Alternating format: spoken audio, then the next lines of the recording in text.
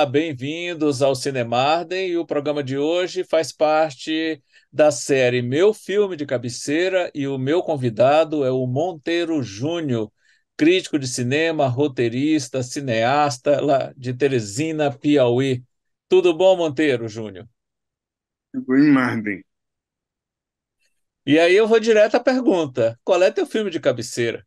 Cara, o filme que eu escolhi para a gente conversar hoje foi o Seven, né, do David Fincher, Fincher? 1995. Por que que esse filme é o teu filme de cabeceira? Cara, eu fiquei pensando, né, quando tu me convidou, o que eu vou levar para o Marden. E eu tinha pensado em outro, né, deixa se o meu apartamento falasse, que eu adoro, podia ser Vidas Secas, que é outro filme que foi muito importante para mim. O próprio. Não sei se tu conhece um filme chamado Noites Vazias, de Sim, sim, Walter Moura, do Walter que também, Unguri. que também é muito referência do que eu gosto de fazer. Podia ter ser Curtindo a Vida Doidado, né? Claro. Podia ser, mas Eu também sou fã do Ferris Bueller. quase que eu escolhi ele. Ele chegou muito perto, né? Ele ficou um dia todo na lista, na frente. Mas por que o Seven? Que o Seven, ele não é meu filme favorito, né? Ele não é nem meu filme favorito do Fincher. Eu acho que o Zodíaco é a grande obra dele. É um filme irretocável. Mas o Seven, ele é um filme que me acompanha de uma maneira muito interessante, né? Que a gente vai já discutir por que o Seven foi escolhido hoje para a gente conversar. Pois é, eu acho o Seven, apesar de não ser o primeiro filme do Fincher, o primeiro filme dele foi o Alien 3. Ele sofreu tanto durante a produção do Alien 3 que ele simplesmente riscou da filmografia dele. Se alguém pergunta É, para ele qual foi seu primeiro filme, ele diz que é o Seven, que na verdade foi o segundo. ele E chegou a dizer que preferia ter câncer de colo do que fazer cinema de novo, né? Então, para tu ver o quanto ele gostou de fazer o Alien. E eu lembro muito bem da sensação que eu tive quando eu vi o Seven pela primeira vez. Eu vi assim que ele estreou, em 1995, e, e foi um dos poucos filmes que eu vi naquela época sem ter visto o trailer. Eu não tinha visto nada do filme. Eu fui porque era do Fincher e eu lembrava do Fincher do Alien 3, que apesar de tudo é um filme que eu gosto. Eu gosto do Alien 3 também. E tinha Brad Pitt, tinha Morgan Freeman, o elenco chamava atenção. Mas eu saí assim embasbacado do cinema depois, como se tivesse levado um soco no estômago. Foi a Agora, tu, sensação que ima- eu tive. agora tu imagina, eu, 12 anos de idade, 12 vendo, anos. 12, vendo série no cinema, lá em São Paulo, né? Eu vi ele em São Paulo. Ele foi estrear a Teresina uns 4, 5 meses depois. Mas eu vi antes. Eu vi em janeiro de 96, porque estou no Brasil em dezembro de 95, Uhum. né? Então, não sei se pegou ele na estreia Eu ou peguei tu na viu já. estreia, eu vi no primeiro dia, a primeira Porque sessão da noite do primeiro dia. coisa boa é que tu é um cara pior do que eu, tá, né? Tu vai na estreia. Isso é massa. E aí eu vi ele em janeiro de 96, meus pais, assim, isso parece que era 14 anos, eu tinha 12 anos, eu estava com os pais, entrei, e aí Aham. foi muito interessante porque eu sentei numa fileira, meus pais sentaram na fileira atrás de mim, e o filme começou, eu já sabia o que eu ia esperar, mas eles não, né? Eles foram um pé de surpresa, assim, achavam que era um policial menos violento, menos, né, perturbador. Então, minha mãe passou o filme todo preocupada comigo, né? E aí eu me lembro de algumas que ela disse, cara, assim que o filme acabou, que eu saí do filme com eles, eu tava cabeça rodando e tudo. Ele disse, Júnior, né, que eu me chamo de Júnior, Aham, não vá inspirar suas histórias nesse filme. E aquilo marcou porque eu fiz o contrário, né? O Seven, ele foi o meu filme que me deu assim uma vontade de produzir, de criar, né? aham. Porque a primeira vez que eu vi que um filme não é só a história, é como contar a história, né? História. Não é Exatamente. o roteiro, né? Não é o que vai acontecer, mas a atmosfera daquele filme, a maneira como ele joga a gente naquela cidade que ninguém sabe qual é, e naquele caos chuvoso o tempo todo, me deu um assim, né? Eu comecei a ver o cinema como, mais como contar do que o que contar, né? Então, a gente vê muito pela história, pelo ator, pelo diretor, né? De repente vê um série e é um roteiro muito simples, não tem assim nada extraordinário, nada de estrutura, né, elaborado demais, mas é tão bem amarradinho, tão bem sacado e tão bem contado, com um ponto de vista tão preciso da emoção que ele quer passar no espectador, que é um filme que até hoje funciona, Uhum. envelheceu muito bem, entendeu? E me acompanha de uma maneira muito interessante, porque depois eu revi ele em VHS, quando ele chegou para alugar, era VHS ainda. Depois eu Aham. revi ele em DVD. Depois eu revi ele Em em, Blu-ray? em Blu-ray. Então acho que foi um filme que eu vi em todas as, né, em todos os Isso. formatos, todas as mídias de lá para cá. Então é E, bem interessante. Mistura com o Júnior, cérebro. E por que que eu falo isso? Porque quando, desculpa te interrompendo, só nada, pode para falar. concluir. É, quando eu comecei a escrever, que eu comecei a escrever prosa, né? Lancei 3 romances e tal. E o primeiro romance que eu escrevi, Marley, foi um chamado As Sete Vidas do Gato. Então, tu vai pelo nome, que tem Aham. alguma coisa já Alguma no coisa tem. sete ali, né?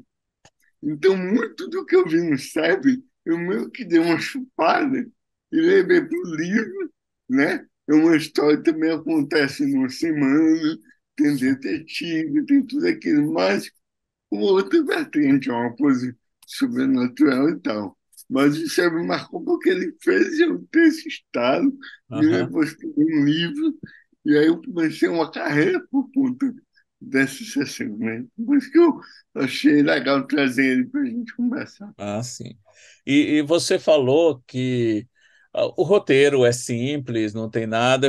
Uma vez eu até conversei bastante com um amigo meu aqui, que é justamente o talento do Fincher que faz do Seven um filme diferente. Porque, guardadas as devidas proporções, a história tem muito dos elementos que depois foi explorado, por exemplo, nessa franquia dos Jogos Mortais. Então, se a Exatamente. história tivesse caído nas mãos de um diretor menos talentoso, ou se tivesse entregado para um produtor tocar o projeto, se interferindo em tudo, ia ser mais um policial com mortes assim espetaculares, mas não ia ter esse algo a mais que despertou em você, deu esse estalo em você e que faz com que ele, quase 30 anos depois, continue uma referência dentro Porque desse gênero cinematográfico. muito copiado, né, até hoje. E o engraçado é porque o roteiro do Seven, ele meio que foi, foi, foi comprado por uma produtora pequena que faliu, e depois de falir, ele conseguiu cair no produtor que ofereceu meio por fim de engano, porque não sei se tu lembra, ele conta o roteirista Andrew Kevin Walker, né? Aham, Que ele foi comprado um roteiro, compraram o roteiro original, mas tinha muito pesado, e aí o produtor pediu muitas modificações, cortou o final todo, mudou o final, e escreveu uma versão que ele achou horrível, mas queria, né, vender, queria entrar no mercado, e quando mandaram o roteiro para o Fincher, mandaram por engano a versão original, né? Não é para ter mandado, é para ter mandado a versão nova, né? A última versão. Quando ele pegou a versão original, ele disse fácil, mas só se fosse aqui. A outra não. Então começou esse pé de guerra para fazer o filme, né? Entrou o Brad Pitt no meio. Não, tem que manter o final do É, roteiro original. o Brad Pitt diz que se mudassem o final, podiam tirar ele do filme. E aí, engraçado é porque, ó, por exemplo, eu já li todas as versões do roteiro do Seven de lá pra cá, mas nenhuma se parece tanto com o filme. Então, para tu ver como o Fincher pegou, levou o roteirista para o set, e ele ia mudando, realmente o roteiro ia moldando, né, durante as filmagens. Por isso que eu falo, Seven é um filme de diretor, não é um filme de roteiro. Apesar do roteiro ter esse destaque do plot twist do final, né, que é tido como o final mais radical dos anos 90 e essa coisa toda, mas é a atmosfera do filme que eu acho que me atrai, sabe? É como ele conseguiu bota a visão dele numa época em que o diretor não era tão assim, popular para ter o corte final, entendeu? E E o filme ainda mais ele, que vinha de uma experiência muito é mais traumática dele, com o estúdio. né, que vinha de um fracasso total. Então, muito assim, é para ter acontecido desse jeito, né? Claro. Não Mas, tinha como acontecer.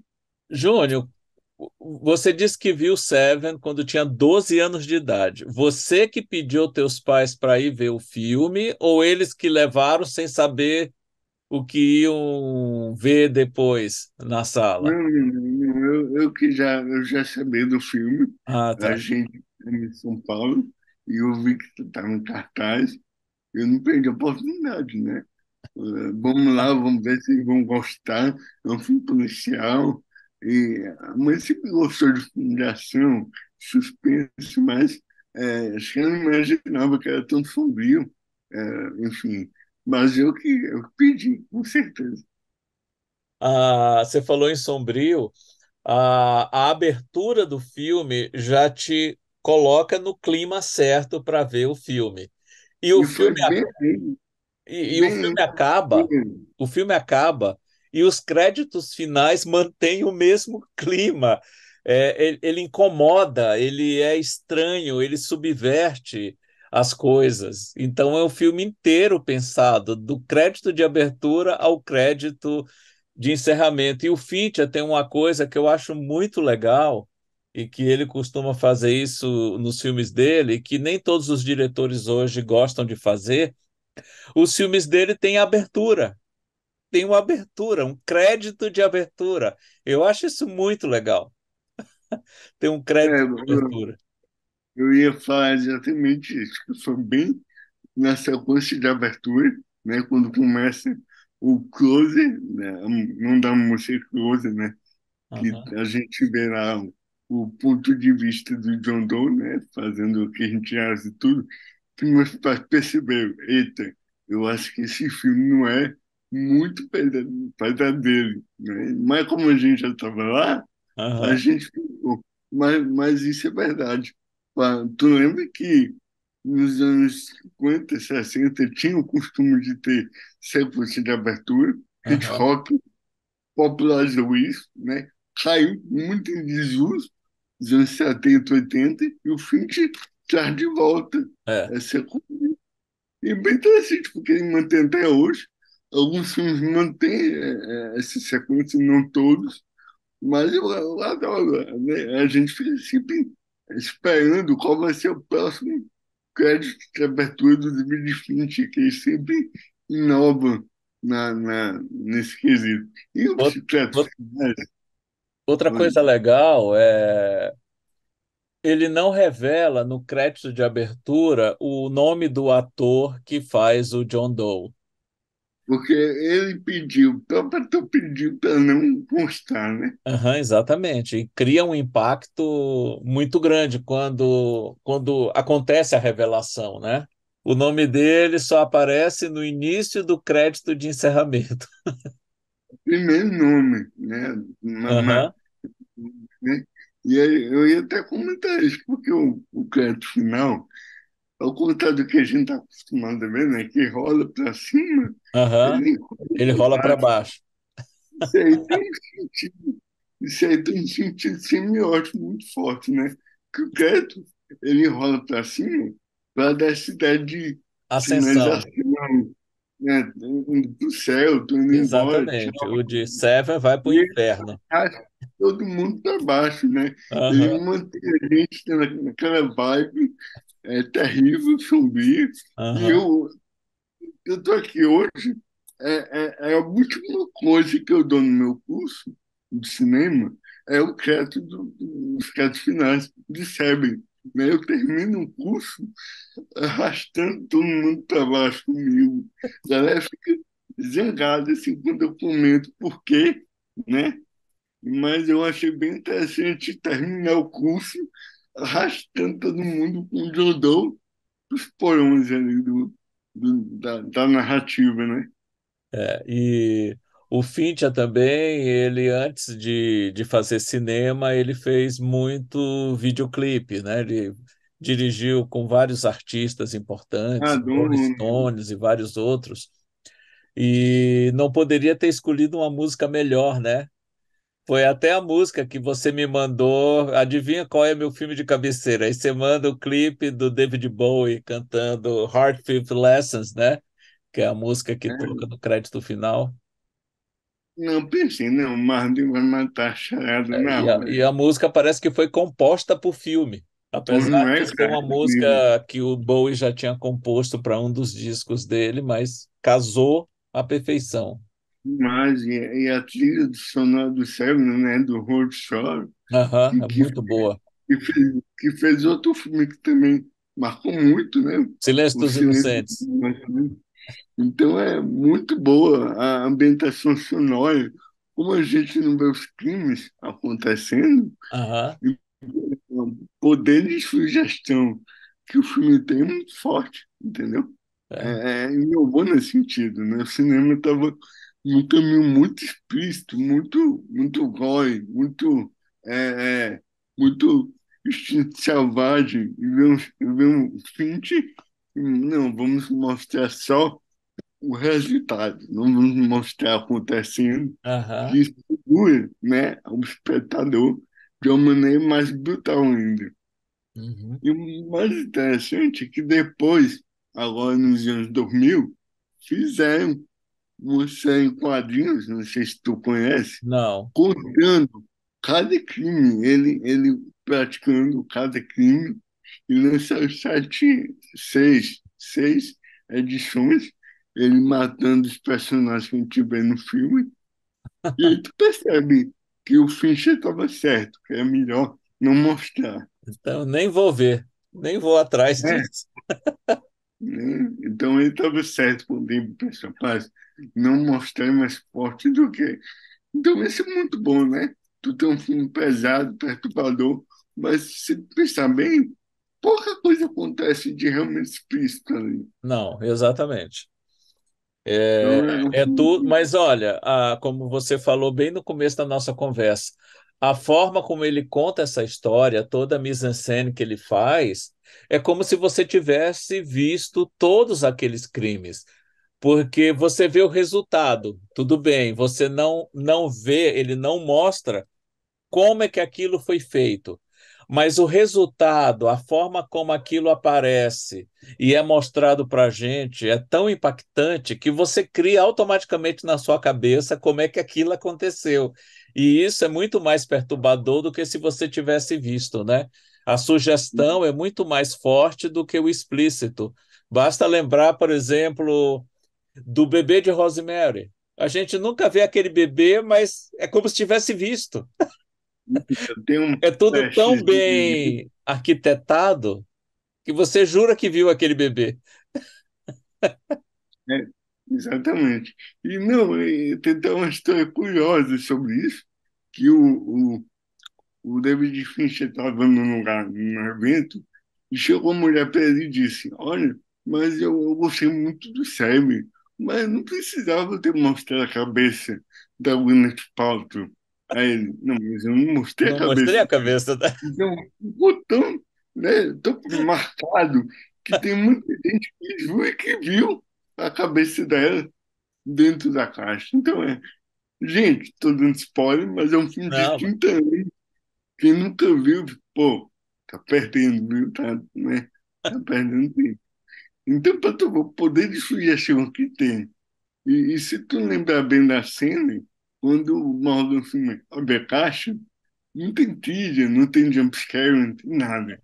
É um seco. Só depois, passa assim, uns 20 segundos, que ele se toca do plano do John Doe, é que vem a trilha com tudo. Então é muito bom a construção de tudo isso, né? E foi, Marlon, né? Tu lembra muito bem o humor que o filme tem. Ele sim. tem um humor muito seco, né? Em alguns pontos, John Doe vê o cachorro morto e diz, não fui eu, entendeu? Ele tem um humor assim que hoje em dia você não consegue fazer aquilo, Claro. né? É um filme que, feito hoje, não seria feito. Felizmente, né? Não seria feito. Não, o trabalho de investigação, você vê a dinâmica entre os dois policiais, né, os dois detetives. O Morgan Freeman é aquele já bem experiente, que já viu de tudo, está cansado. O Mills, que é a personagem do Brad Pitt, é aquele impetuoso jovem que quer mostrar serviço, quer fazer, não tem muita paciência. E aí você vê a forma como, a partir de um certo ponto, essas diferenças começam a se afinar. E eles efetivamente trabalham junto. E tem uma cena muito bonita também, que é quando eles vão jantar na casa do Mills. Aí tem aquela brincadeira com o trem que passa do lado, que faz tudo tremer, aquela um dormindo, encostando a cabeça no outro, por conta de horas e horas de investigação.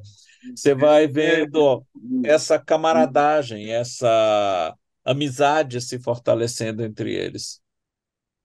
o Silent me despertou isso, essa construção do personagem, né? Ele é um filme muito didático. Eu gosto muito de usar ele no curso porque ele é muito didático, de uma maneira não educativa, não boba assim, mas é muito didático. Então tu vê o Morgan Freeman, um personagem que eu adoro, que é estoico, desapaixonado, solitário, um arquétipo que eu persigo hoje em dia também enquanto roteirista, eu gosto muito desse tipo de personagem, né? Contrastando com o Brad Pitt de uma maneira muito clara, e tu vê que no começo eles não se dão bem, na Aham. metade do filme eles estão já um dormindo em cima do outro, né? E no final, é, né, o Brad Pitt termina indo pro outro lado da lei, Morgan Freeman tenta ajudar o cara, mas é muito bom esse cruzamento da Pois é. dinâmica dos dois. E Júnior, não sei se você já viu ou não, de qualquer maneira, quem ficar interessado, eu vou colocar o link aqui embaixo na descrição. Um amigo meu, Max Valarezo, lá de Brasília, ele tem um canal onde ele faz toda semana um ensaio, são vídeos muito criativos, bem elaborados. E ele fez um vídeo muito legal sobre o Seven, só que fazendo uma análise meio que reversa. O filme trata dos sete pecados capitais. E ele mostra, ele prova nesse ensaio que ele desenvolveu, que o filme também tem, de uma maneira oculta, as sete virtudes. E ele vai pontuando uma a uma. É muito interessante esse vídeo. Eu vou deixar o link aqui para quem quiser conferir depois. Uma boa sacada, é uma boa sacada, né? É só procurar no canal Entre Planos, do Max Valarezo. É um vídeo agora, já tem alguns já, meses que ele fez. Mano, quebrando um pouco o protocolo aqui. Qual é teu filme de cabeceira hoje? Cara, eu tenho alguns, mas se eu tivesse que escolher um só, A Felicidade Não Se Compra, do Frank Eu Capra. pensei nesse também. Eu pensei nesse. Eu pensei nesse. Pensei em tantos filmes que eu podia trazer Um aqui. outro, vamos supor, se a minha cama tiver duas cabeceiras, numa tá o It's a Wonderful Life, A Felicidade Não Se Compra, e na outra tá o Blade Runner. Blade Runner. Eu soube que tu é. Foi o filme que mais tu viu até hoje, né? É só 100 vezes até agora. Caramba, é muito bom. Eu tenho uma filosofia de revisitar filmes que não é assim, não é que eu costumo ver o mesmo filme muitas vezes em um período pequeno. Eu gosto de ver um filme e deixar ele na minha cabeça por algum tempo. Tipo, eu vejo hoje o Cyber e vou ver daqui 3 anos, entendeu? Eu quero sentir essa falta do filme para eu buscar. Então, quando eu vou revisitar um filme, geralmente é um filme que eu não vejo há 10, 15, 20 anos e que é muito engraçado porque quando a gente está revendo um filme, não sei se acontece contigo, tu sente exatamente o que tu sentiu naquele tempo, como se tu Aham. voltasse naquele tempo, como se tu tivesse de novo 12 anos, Sim, 20 sim. anos, Vem tudo 15 junto. anos. Então traz um conforto existencial, né? Aham, Muito grande. Então, para mim, revistar um filme não tem nada de intelectual, nada de cinefilia. É um bálsamo existencial que quando eu estou assim, precisando, eu dou uma injeção, né, para revigorar, para... Isso é provado, não sei se tu leu uma pesquisa recente que comprovou que rever filmes de séries que você já viu dá um reboot no cérebro, né? sim, eu Você, acredito nisso. então, É sente por essas e por outras que eu adoro rever. E eu eu e sempre o meu gosto de falar irmão, que eu e meu irmão Douglas, a gente tem um hábito já bem antigo, que sempre que a gente vê um filme assim bem ruim, imediatamente a gente revê um filme que a gente gostou muito, para caso venha a morrer, não ter como última lembrança aquela porcaria que a gente acabou de ver. ele já me contou isso, ele já me falou isso, acho bem interessante isso. Eu não sabia que era de vocês dois, mas ele já. Aham, Eu lembro da gente ter ido uma vez pro cinema, não lembro bem, e o filme é muito ruim. Ele disse, cara, eu tenho que ir embora porque eu preciso ver alguma coisa boa, porque se eu morrer, eu não quero morrer com isso na cabeça, né? aham, Eu, beleza, né? Mas bacana que é aquela coisa dos irmãos, acho massa isso. Douglas é um cara muito querido aqui, né? Sabe? aham, sei disso. Júnior, olha, a conversa tá ótima, mas a gente tem um limitador de tempo. Que conselho você daria para alguém que ainda não teve o prazer de assistir a Seven, do David Fincher? Ah, cara, é que nem eu falo no meu curso, quando eu pergunto, gente, você já viu um Seven?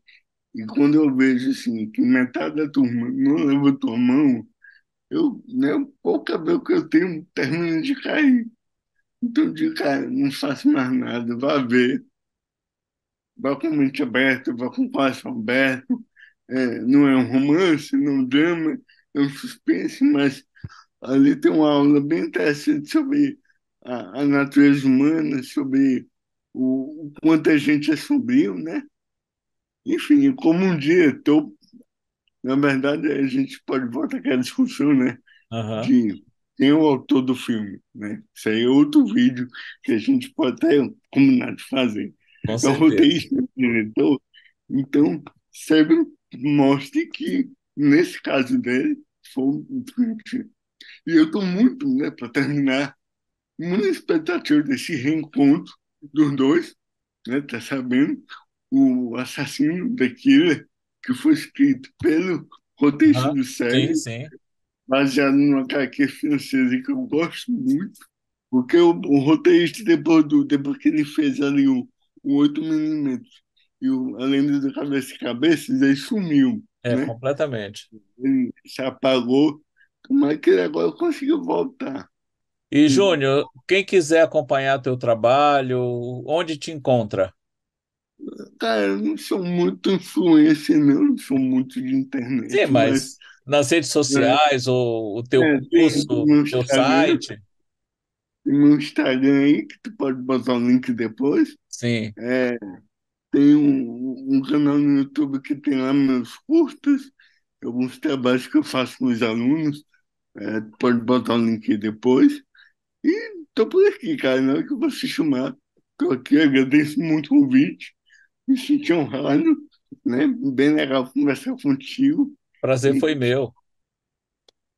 Obrigado. E até o próximo Cinemarden.